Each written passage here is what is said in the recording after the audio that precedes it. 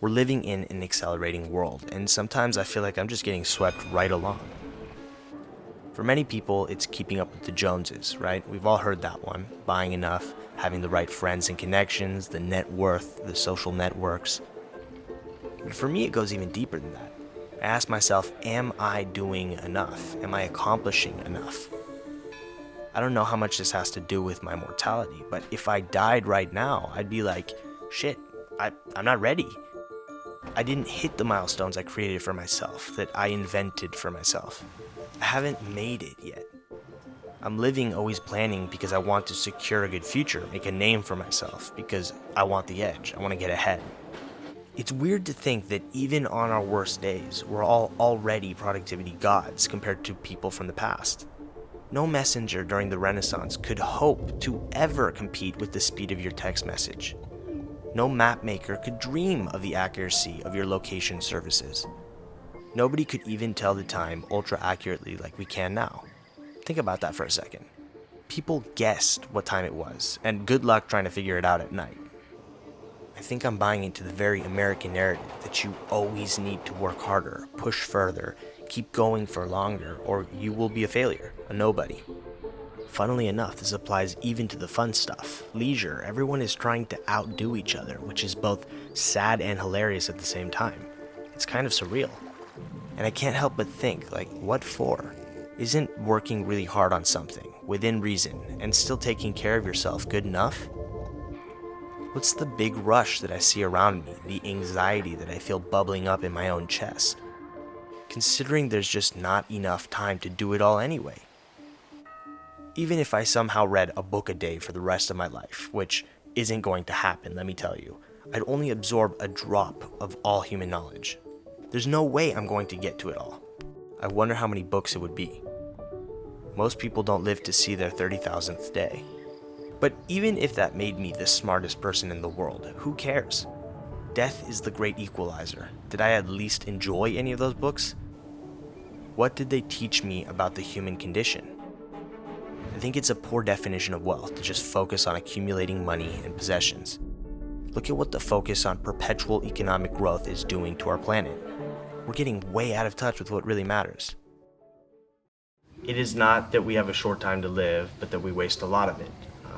Those were words that Seneca said, and I am breaking my head trying to figure that out because I just feel like there's this constant push to do more, and I feel like I gotta fill all of my time with as many experiences as possible. And I think there is a wonderful aspect to that, but then there's a part of me that feels like it's running from something. There's a scary truth. I spent a lot of time kind of thinking about why I'm so interested in productivity and having more order in my life and, just being more structured in general. And it's made me think that maybe even productivity itself is a distraction to a bigger question. And, it's basically something that we spend so much time trying to focus on and build and grow, but to what end? Like, what is all this productivity even for? One thing I'm realizing that I'm starting to see very clearly now is that I have to enjoy myself throughout the process for it to show in the final result. And this is something I struggle with so much because every time I try to remove something from my schedule or an activity or whatnot, I always seem to fill that free space, that free time with something else.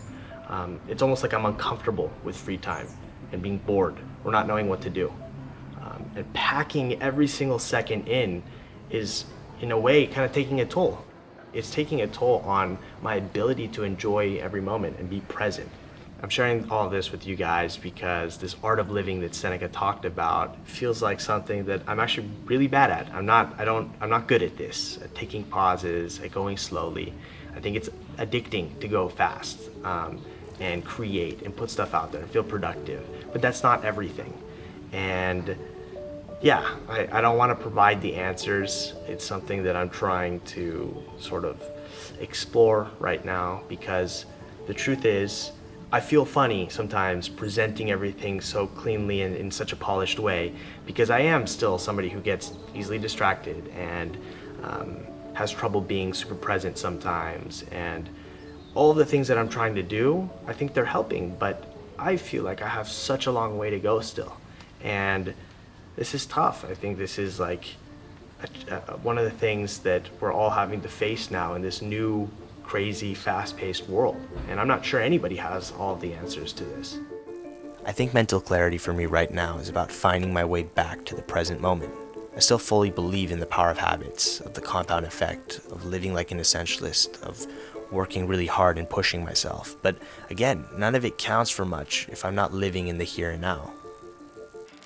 It's easy to lose sight of things, and I'm seeing how overdoing it with self-imposed structure and pressure and expectation actually limits my access to creativity and inspiration and the magic that sometimes accidentally happens. So back to Seneca for a moment, because what he had to say is so valuable to me right now as I try to figure things out. He couldn't believe how careful people were with their things, their property and money, but not at all with their time. Attempting to do it all isn't going to get us anywhere. Interestingly, I found that it's actually super counterproductive for me. Always being busy is a decision, and it has wreaked havoc on my sense of internal quiet and well-being. So basically, from experience, busy does not equal a good or intentional use of time.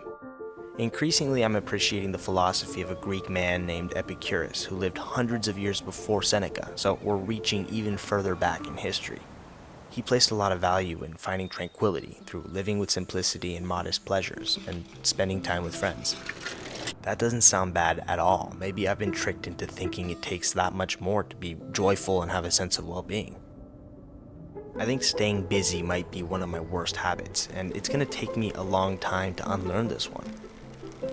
I don't know if there's a magical way of making that happen, but I'd like to propose a solution that I'm doing my best to implement, instead of blaming society, other people, or the world around me. I don't think it's necessary to change everything, but I'm trying to remind myself to just go 10% slower. Take more moments to stop and breathe. There's absolutely nothing original or groundbreaking about that idea, and that's the point. There's no need to be revolutionary here.